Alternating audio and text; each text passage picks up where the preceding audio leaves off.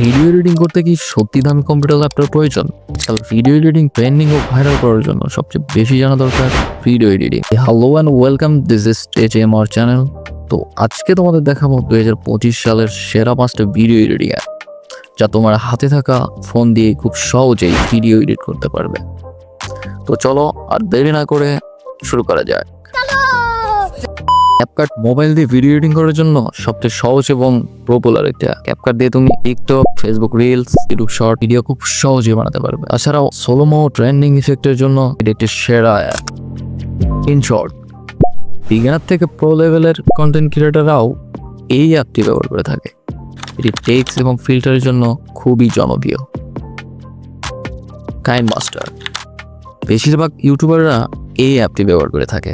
এতে থাকা professional animation ও extra ট্রানজ্যাকশনের জন্য। অ্যাডোবে প্রিমিয়ার রাশ, এই অ্যাপটিতে থাকা অ্যাডভান্স কিছু ভিডিও ক্লিপিং ও মিউজিক অডিওর জন্য এটি একটি সোশ্যাল মিডিয়ার সেরা ভিডিও এডিটিং অ্যাপ।